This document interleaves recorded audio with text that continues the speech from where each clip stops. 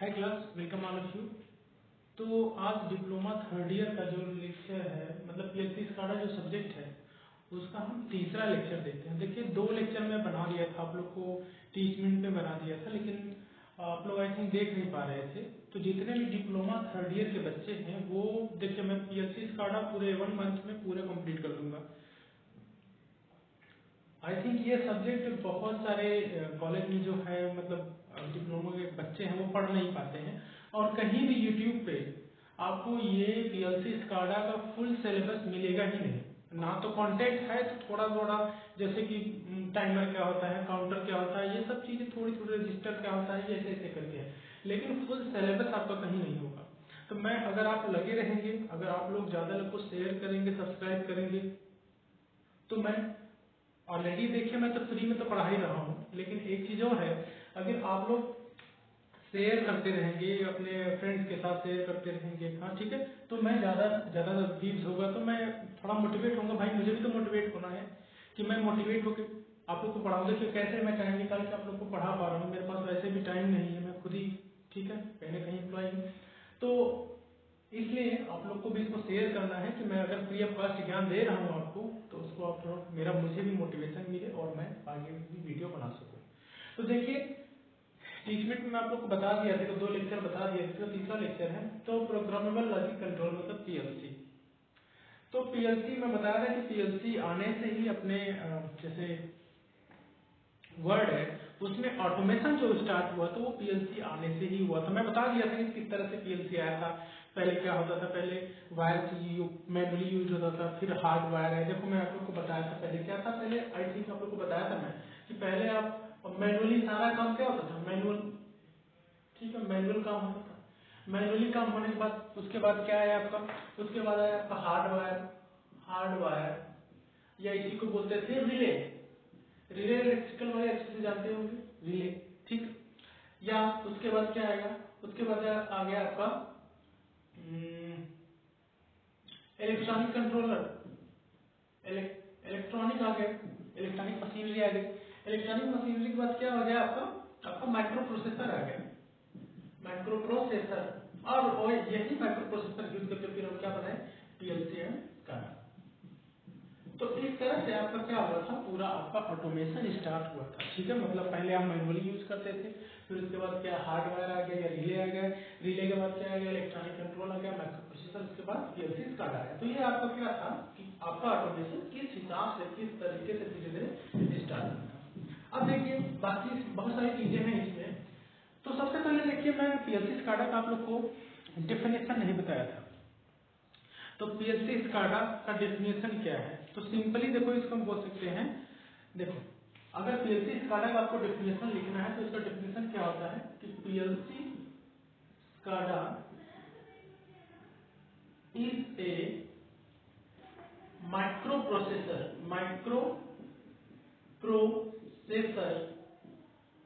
Based solid state electronic device. ये definition जरूर से आप लोग याद कर लीजिए कि माइक्रो प्रोसेसर क्या है। ये micro processor based, micro processor जब आप लोग देखो जनरेशन ऑफ कंप्यूटर में भी पढ़ते होंगे, तो पहले क्या था, वॉकिंग ट्यूब होता था, बहुत बड़ा कंप्यूटर था। उसके बाद क्या आएगा आपका आया ट्रांजिस्टर, जिससे कंप्यूटर इंट्रोड्यूस हुआ। उसके बाद आईसी है, आईसी के बाद आपका 4th जनरेशन क्या आया, आपका क्या आ गया, माइक्रो प्रोसेसर आ गया। तो माइक्रो प्रोसेसर के कारण ही हम आजकल मोबाइल जो है वो एक तरह से कंप्यूटर ही है, लैपटॉप है, कंप्यूटर ही है। तो उनको हम कहीं भी लेकर ट्रांसपोर्ट कर सकते हैं, अपने साथ लेके जा सकते हैं, पैकेट में लेके घूम रहे हैं। तो ये किसके कारण मतलब ठीक हुआ, मतलब ये किसके कारण सुटेबल हुआ कि हम मोबाइल जितना छोटा कंप्यूटर लेकर चल रहे हैं, तो माइक्रो प्रोसेसर के कारण। तो माइक्रो प्रोसेसर क्या है, मैं भी आप लोग को आपको बताएगा, क्योंकि माइक्रो प्रोसेसर का यूज होगा इसमें, माइक्रो कंट्रोलर भी होगा। बहुत 8086 माइक्रो कंट्रोलर हम पढ़ेंगे, 8085 माइक्रो कंट्रोलर पढ़ेंगे। तो देखिए, ये आपका, देखिए अगर आपको पीएलसी स्काडा अच्छे आ गए तो आपके अच्छे इंडस्ट्री में, अच्छे कंपनी में भी आपका जॉब अच्छी तरह से लग सकता है, क्योंकि पीएलसी स्काडा पे ही पूरी इंडस्ट्री वर्क करती है। ऑटोमेटिक कोई भी चीज डिस्कवरी साइंस में आप लोग देखते होंगे तो जितना ऑटोमेटिक काम होता है सब पीएलसी स्काडा पे बेस्ड होता है। तो पीएलसी स्काडा बहुत कोर सब्जेक्ट है। आपको अगर कहीं इसमें आगे जाना है तो आप लोग कहीं भी इसकी तैयारी भी कर सकते हैं, इससे ट्रेनिंग भी कर सकते हैं इस पर। लेकिन इसके लिए क्या है, एक आपको सीढ़ी पता होनी चाहिए, उसका बेस पता होना चाहिए। तो बेस मैं आप लोग को यहाँ बताऊंगा, ठीक है। तो समझ गए पीएलसी स्काडा की डेफिनेशन कि PLC SCADA is micro processor based solid state device. इतना ही आपका पीएलसी स्काडा का आपका डेफिनेशन है।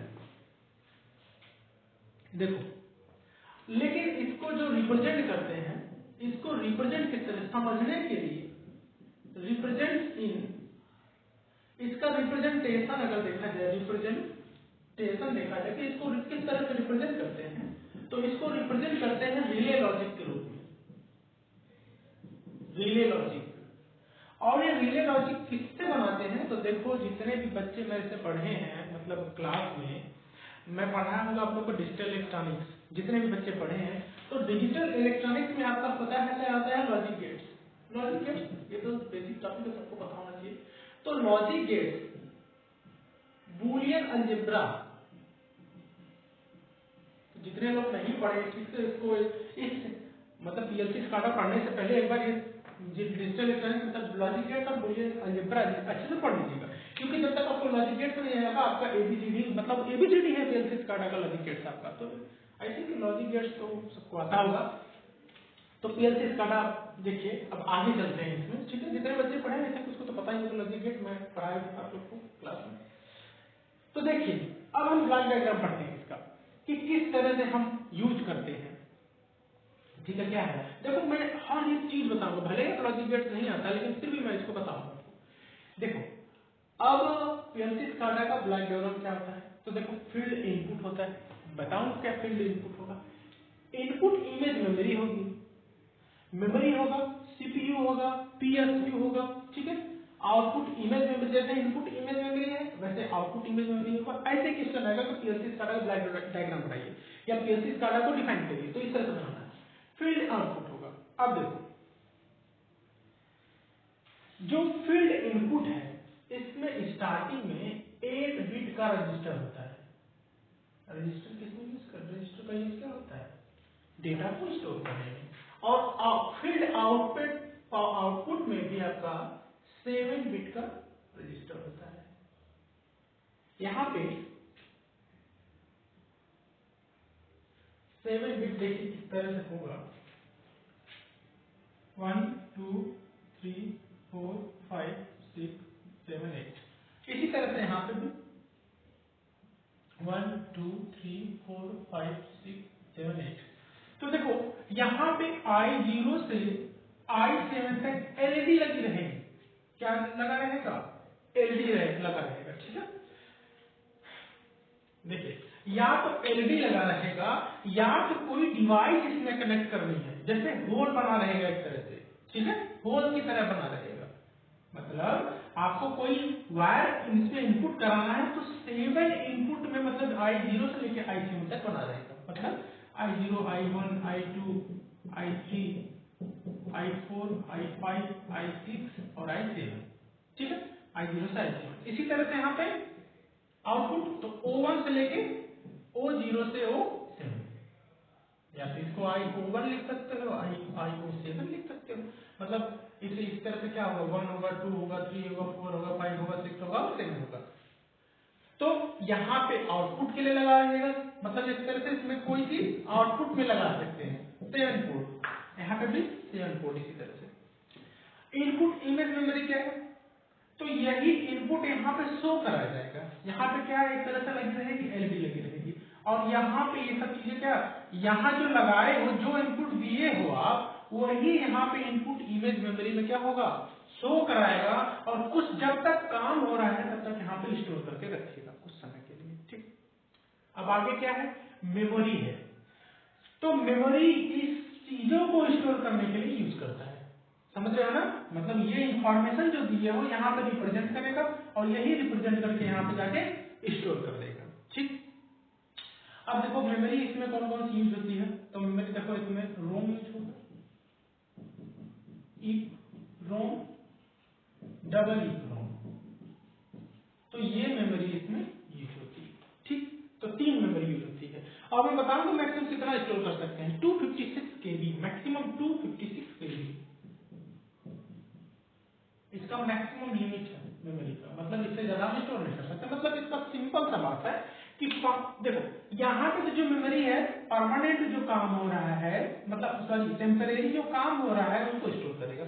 लेकिन ये जो मेमोरी है इसमें बहुत सारे जैसे कि आपका फंडामेंटल चीजें हैं, जैसे जो रिक्वायर्ड है पहले से किसी कंपोनेंट को चलाने के लिए, रेगुलेट करने के लिए जो चीजें स्टोर करनी होती है वो इस मेमोरी में यूज होती है, इस मेमोरी में स्टोर होती है पहले से। मतलब प्लस माइनस डिवाइड ये सब चीजें का प्रोग्राम जो होता है इस मेमोरी में स्टोर होता है। जैसे इसी के साथ सीपीयू कनेक्ट। अब देखो इस मेमोरी में तो सारी चीजें स्टोर हो गई, यहाँ से भी आगे स्टोर हुई।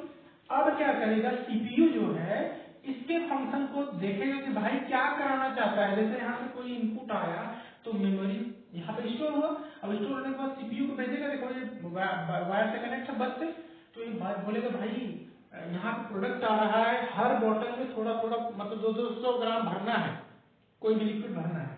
तो सीपीयू इसके निर्देश को फॉलो करेगा और आगे काम करेगा। तो सीपीयू इसके फंक्शन को समझ गया कि कितना कितना बॉटल में सबको ऐड करना है, मतलब लिक्विड ऐड करना है, कितना कितना ऐड करना है। तो उस हिसाब से ये आउटपुट इमेज मेमोरी को इंफॉर्मेशन भेजेगा कि भाई आपको क्या कराना है, हर बॉटल में 20 ml कोई भी द्रव जो है लिक्विड उसको भरना है। ठीक समझ रहे हो ना? तो वो आउटपुट इमेज मेमोरी में जाके स्टोर हो जाएगा। मतलब यहाँ पे आउटपुट फील्ड आउटपुट आने से पहले यहाँ पे हम लोग देख लेंगे कि हम जो चाहते हैं वही यहाँ पे आउटपुट आएगा कि नहीं तो डायरेक्ट अगर कोई गलती हो जाती है तो डायरेक्ट बॉटल में कभी 10 कभी 20 कभी 10 कभी 20 भरा जाता है। लेकिन आउटपुट मेमोरी में देखेंगे भाई हाँ जो हम इंफॉर्मेशन दिए, जो हमें आउटपुट चाहिए उसी तरह से यहाँ पे शो कर रहा है। तब ये क्या करेगा, यहाँ पे भेज देगा आपका क्या आ जाएगा, जो भी हम कराना चाहते हैं आउटपुट स्टोरेज से हम करा देंगे। ठीक है, तो ये तो हो गया क्या आपका सिंपल आपका ब्लड डायग्राम। जो मैं पहले बताता हूँ वो दिख रहा है यही है। ठीक है, इंडस्ट्री में ऐसे यूज करते हैं। देखो पीएसयू का मतलब क्या होता है, पावर सप्लाई यूनिट। ठीक, पावर सप्लाई यूनिट। ठीक है, तो अब देख लो, अब मेन पार्ट ऑफ सीपीयू अगर कोई पूछेगा तो क्या हो जाएगा, मेन पार्ट ऑफ सीपीयू क्या होगा, फील्ड इनपुट पहला हो गया, दूसरा इनपुट इमेज मेमोरी, थर्ड क्या हो जाएगा आपका, थर्ड ये आपका देखो क्या है मेमोरी है। और मेमोरी में क्या क्या यूज होगा मैं बता दिया था, रैम रोम ईप्रोम। ठीक है, फोर क्या होगा, सीपीयू होगा, सेंट्रल प्रोसेसिंग यूनिट। फिफ्थ क्या होगा, फिफ्थ देखो पीएसयू है, पावर सप्लाई यूनिट। मैं आप लोग को बताया था maximum power supply 220 volt AC या 24 वोल्ट डीसी, यही बताया था। आई थिंक एक बार थोड़ा मैं कंफर्म कर लेता हूँ क्योंकि भाई मिस्टेक में बहुत दिन से ये सब चीजें पढ़ाया नहीं हूँ। ठीक है, हाँ देखिए, हाँ सही। ठीक है, आपका 220 वोल्ट एसी यूज होता है या 24 वोल्ट डीसी यूज होता है। तो मेमोरी के लिए भी अलग अलग चीज होती है। मेमोरी अभी मैं आगे पढ़ाऊंगा तो मेमोरी के लिए मतलब इसमें जितने भी इंटरनल पार्ट है, स्टार्टिंग में तो आप 220 वोल्ट एसी या 24 वोल्ट डीसी देंगे, लेकिन हर एक इंटरनल पार्ट के लिए अलग अलग हमें पावर सप्लाई की जरूरत होती है। जैसे कहीं 5 वोल्ट की जरूरत है, कहीं 10 वोल्ट की जरूरत है, कहीं 9 वोल्ट की जरूरत है, तो वो सब पढ़ेंगे। ठीक है, ब्लॉक डायग्राम में। तो ये आपका क्या हो गया, पांचवा हो गया पीएसयू। उसके बाद क्या हो जाएगा आपका छठा, क्या हो जाएगा आपका छठा हो जाएगा आउटपुट इमेज मेमोरी आईओएम। और सातवां क्या हो जाएगा आपका field output.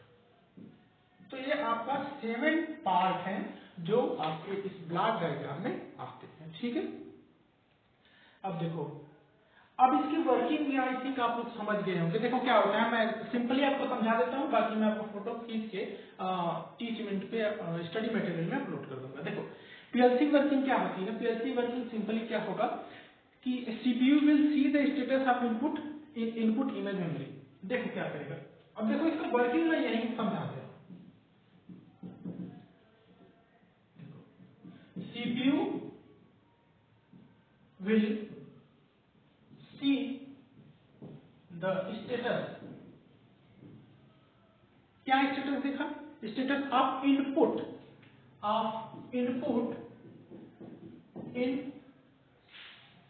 Input image memory. देखो अब जो यहाँ पे आपने इनपुट दिया था वो इनपुट मेमोरी इमेज मेमोरी में है। अब इमेज मेमोरी में देखो मैं पूरा वर्किंग समझा दे रहा हूँ, इतना आप अगर समझ जाओगे तो खुद लिख लोगे, लेकिन नोट जरूर कर लेना आप लोग, नहीं तो भूल जाओगे। इनपुट इमेज मेमोरी में, अब इनपुट इमेज मेमोरी से जो आपका इंफॉर्मेशन आएगा सामने, तो ये क्या करेगा, यहाँ पे जाएगा और इमेज मेमोरी से मेमोरी में गया, फिर मेमोरी के बाद कहाँ गया, सीपीयू में। अब सीपीयू उसका स्टेटस देखा तो भाई हमें करना क्या है, ठीक है। अब क्या करेगा CPU, image memory message data का देखा, फिर क्या करेगा सीपीयू, क्या करेगा वेरीफाई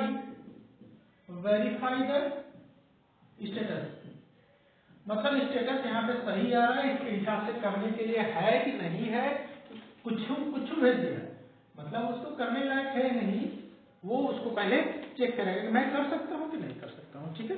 वेरीफाई विद लॉजिक, मतलब verify the status with logic, मतलब इसके अंदर जो लॉजिक है, जो करने का इसका पावर है, वो करने के लिए उसको उस स्टेटस को चेक करेगा कि मैं कर सकता हूं कि नहीं कर सकता हूं, ठीक है। अब क्या करेगा, लॉजिक को वेरीफाई किया, फिर पहला नंबर ये, दूसरा नंबर ये, तीसरा नंबर क्या करेगा, थर्ड नंबर क्या करेगा कि अब क्या करेगा, update the status, update the status. अब जो स्टेटस कभी पुराना चला होगा उसको क्या करेगा, update the status in the output image memory. आप अगर अपनी बुक में पढ़ोगे ना तो मेरे ये समझ में आएगा, आपको कभी नहीं समझ में आएगा, ठीक है। अब देखो यही इसका वर्किंग सिंपल हो गया, ये इनपुट दिए, यहाँ पे आके स्टोर हुआ, फिर मेमोरी में गया, मेमोरी के स्टेटस को ये चेक किया भाई हमें करना क्या है। अब चेक कर लिया, जब हाँ नया चीज यहाँ पे आके स्टोर हो, पुराना स्टोर था, फिर यहाँ पे जाके स्टोर हुआ नया वाला, फिर ये नया वाला आउटपुट में भेजा, मतलब स्टेटस को चेक करने के बाद कहाँ भेजा, यहाँ पहले चेक किया कि होगा कि नहीं करके, फिर यहाँ पे कर सकता हूँ मैं, फिर उसको आउटपुट स्टोरेज मेमोरी में भेजा, मतलब यहाँ पे जो पहले चीज थी उसको क्या किया, रिन्यू कर दिया, अपडेट कर दिया, अपडेट करने के बाद आगे आपका फाइनल आउटपुट दे दिया। तो ये क्या हो जाएगा, आपका पूरा वर्किंग हो गया और ब्लॉक डायग्राम हो गया। तो इतनी सारी चीजें आपका इसमें यूज होगा, ठीक है। अच्छा देखो मेमोरी में मैं 3 चीजें बताया था, ठीक है। तो अब 2 मेमोरी और भी यूज होती है इसमें। तो एक देखो मैं रैम नहीं लिखा था, रैम जबकि पता था, रैम भी यूज होता है, ठीक है। रैम भी यूज होता है, आपका एक फ्लैश मेमोरी भी यूज होती है। तो मेमोरी में लिख लो कौन सी मेमोरी, एक तो फ्लैश मेमोरी, बहुत कम टाइम के लिए कोई चीज स्टोर करते हैं, फ्लैश मेमोरी, रैम, रोम, बाकी ईप्रोम, डबल ईप्रोम लिखा है आपका, ठीक है। तो इतना आपका क्या हो गया स्टार्टिंग। देखो अब इसी तरह से पीएलसी वर्किंग भी आप लोग को आई थिंक समझ में आ गई, ब्लॉक डायग्राम में भी। अब देखो इतना डिटेल में नहीं पढ़ा था क्योंकि मैं डिटेल में ये लेकिन लिखवाया नहीं होगा, अगर मैं लिखवाने लगूँ तो काफी टाइम आप लोग का हो जाएगा, इसलिए इतना देखो आप लोग समझते रहो इसको। अच्छा कुछ चीजें मैं आप लोग को और बता देता हूँ, ये आप नोट कर लो, मैं इरेज कर देता हूँ। वीडियो तो मैं अपलोड सरकारी दे रहा हूँ, चाहे जब देखना हो तब देख लो आप लोग, ठीक है। कुछ मेमोरी का फंक्शन देख लेते हैं, नहीं तो कुछ अगर छाप को बता, आप लोग कमेंट जरूर करना कि सर आपको कैसे पढ़ाएं, मतलब ऐसे इम्पोर्टेंट बस पढ़ाएं या डिटेल में पूरा पढ़ाएं, आप लोग बताएं, आप लोग के हिसाब से मैं करूंगा, ठीक है।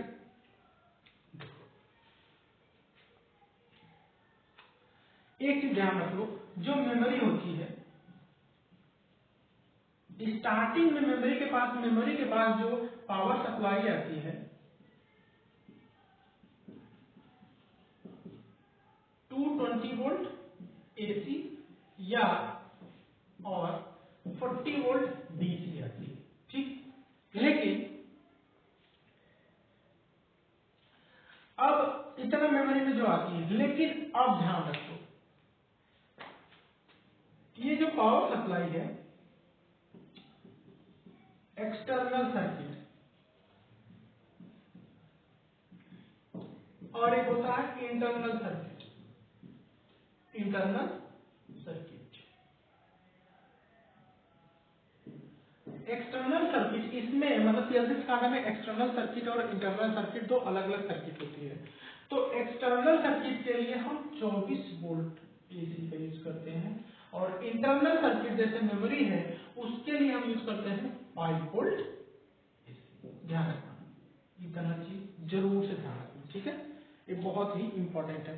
अच्छा देखो, अब some important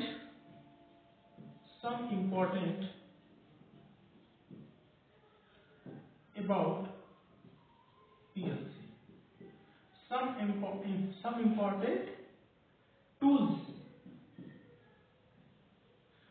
using in PLC। देखो, अच्छा मैं इसको पूरा ये देता हूँ, ये नोट कर लेना आप लोग। तो some important, फिर से मैं लिख ही देता हूँ, ठीक है, आपको देखो क्या बताना है कि some important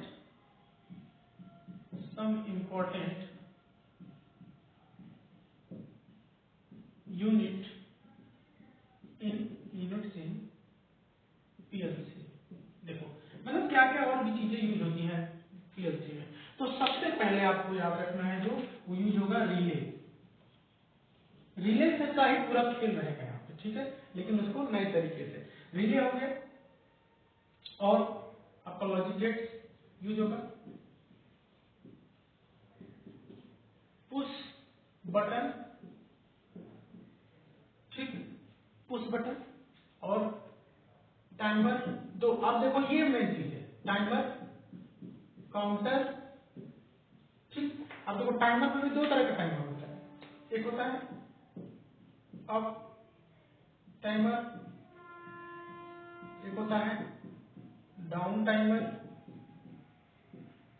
इसी तरह से अप एंड डाउन टाइमर दोनों भी होता है, ठीक है। एक काउंटर इसी तरह से अप काउंटर, डाउन काउंटर, ठीक है, सबका यूज करते हैं। ट्रैफिक लाइट के लिए up timer, down timer, counter, up counter, down counter, ये सब चीजें हम किसके लिए यूज करते हैं, आपका ट्रैफिक लाइट के लिए, ठीक है। हाँ, ठीक है। तो टाइमर वगैरह ये भी जो भी चीजें हैं काउंटर में, up counter, down counter, timer, ये सब चीजें हम पढ़ेंगे, ठीक है। इंक्रीजिंग टाइमर, डिक्रीजिंग टाइमर, ये सब होता है, ठीक है। ऐसे आगे जो देख लेंगे हम, इतनी सारी चीजें अभी हमें पढ़ना होगा, ठीक है। तो देखिए एक तो हो गए, अब देखो एक माइक्रो कंट्रोलर, इसके बारे में भी पढ़ेंगे। तो ये आपका एक तरह से देखेंगे ना, यही 4 चीजें हैं, 1 2 3 4 5 चीजें, यही हमें पूरा पढ़ना है आपके पीएलसी स्काडा में, लेकिन थोड़ा डिटेल में है तो इसलिए थोड़ा टाइम लगेगा। अब ये सब चीजें पढ़ लेंगे तो एक चैप्टर आप पढ़ें, फिर दूसरा तीसरा चौथे चैप्टर में इतना टाइम हमें नहीं लगेगा। अब 10-12 कम से कम प्रोग्राम है, उसको भी कराना है, अगर आप कंटिन्यू लगे रहेंगे तो 1 महीने में जरूर कंप्लीट हो जाएगा, ठीक है। तो आज के लिए इतना ही। आप लोग जरूर कमेंट करें कि हमें, अगर मैं अगला वीडियो तभी बनाऊंगा जब आप लोग का कमेंट उस हिसाब से रहेगा कि मैं क्यों इतना फ्री में मेहनत करूं, क्यों मैं इतना टाइम लगा रहा हूँ। तो अगर मैं आप लोग का भला चाहता हूँ कि आप लोग कुछ कर सको, ठीक है, तो इसलिए आप लोग जितना हो सके उतना शेयर करिए इसको, और भी फ्रेंड्स आपके देखें, उनका भी भला हो, ठीक है। तो आज के लिए इतना है। Thank you class.